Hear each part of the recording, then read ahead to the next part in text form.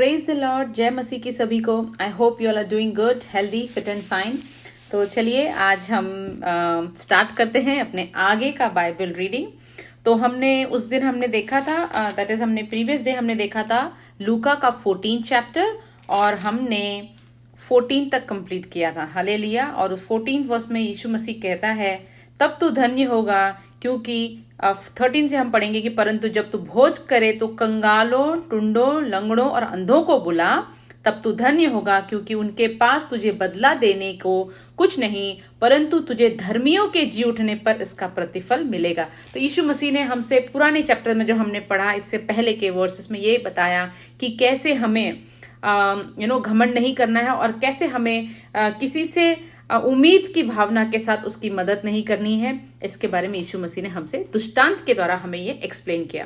तो चलिए आज जो है हम वो 15 से स्टार्ट करेंगे। तो सेम लूका का 14 चैप्टर 15th वर्स से हम आज इसको कंटिन्यू करेंगे।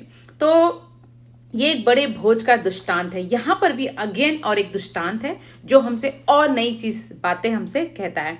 तो हम देखते हैं कि हम उसको कितना कवर कर सकते हैं। हालेलुया।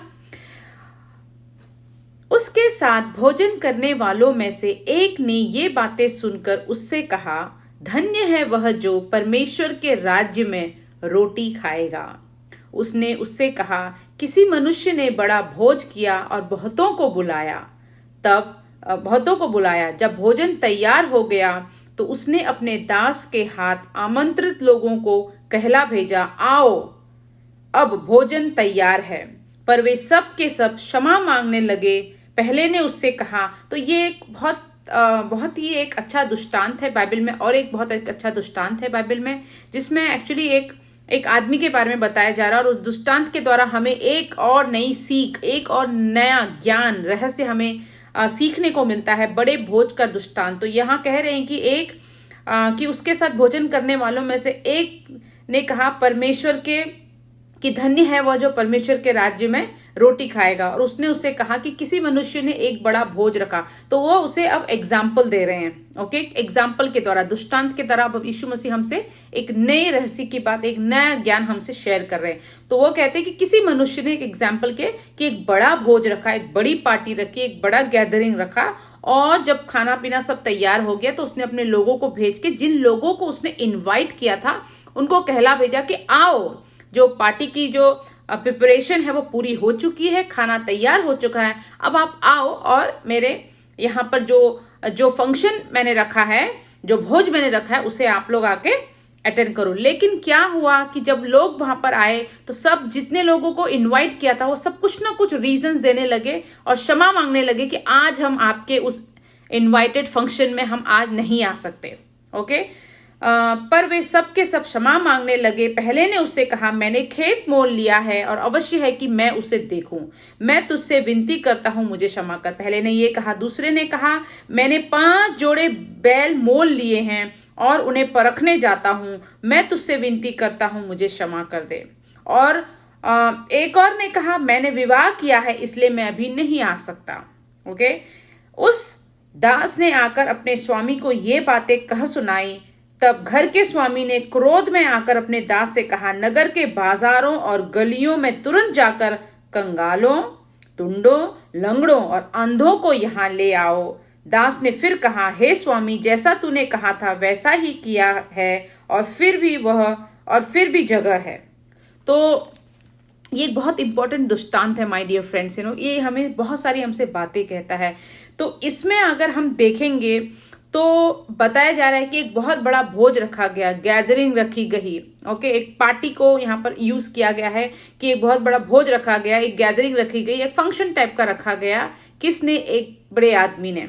ओके, तो एक पोजीशन बताई जा रही है और उसने बुलाया, लेकिन लोगों ने कई अन्य बहानों के द्वारा, कोई जो था वो विवाह हुआ था इसलिए मैं अभी नहीं आ सकता, कोई कह रहा था मैंने नई प्रॉपर्टी ली है, नया बिजनेस लिया है तो मैं नहीं आ सकता, कोई अपना इन्वॉल्वमेंट कहीं और बता रहा था। तो जिस समय वो भोज लेने के लिए, वो आशीष लेने के लिए उन्हें वहां होना चाहिए था, लेकिन उन लोगों ने अपने काम को इंपॉर्टेंस देते हुए वो वहां पर नहीं आ सके। हालेलुया। तो ये हमसे कहता है कि जब परमेश्वर हमें पुकारता है, उसने हमारे लिए कोई चीज रखी है, और जब वो हमसे कहता है कि आओ तुम मेरे यहाँ आओ, तो हमें उस समय इस बात का ध्यान रखना है कि हम जो है, कई बार ऐसा होता है कि आप और मैं, हम सभी इसमें पढ़ते हैं और हम किसी न किसी वजह से अपने आप को व्यस्त करते हैं और उसमें नहीं जा पाते। अगर आप लोगों को याद होगा, जब हमने मत्ती में पढ़ा था, तो यीशु मसीह ने कहा चलो आओ और मेरे साथ चलो। तो आपको याद होगा कि उनके चेलों ने, वे लोग तुरंत काम कर रहे थे, नाव में काम कर रहे थे, उनका अच्छा खासा बिजनेस था, लेकिन वो सब कुछ छोड़कर उन्होंने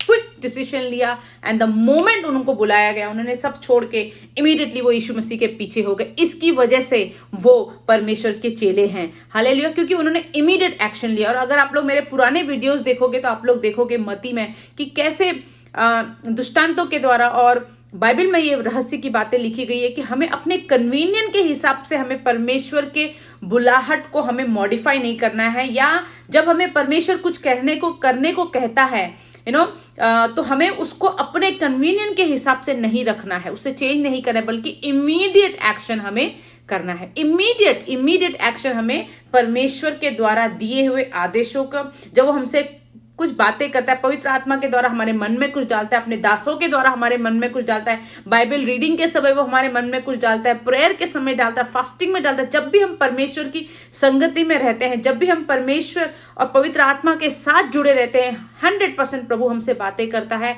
वो हमसे कुछ चाहता है, हमें कुछ बताता है, हमें बुलाता है। हालेलुया। उस समय हमें क्विक एक्शन करना है, ना कि इन लोगों के जैसे हमें अन्य चीजों में अपनी कंफर्ट को देखते हुए हमें एक्शंस नहीं लेना है। हालेलुया। सो ये एक बहुत इंपॉर्टेंट चैप्टर है।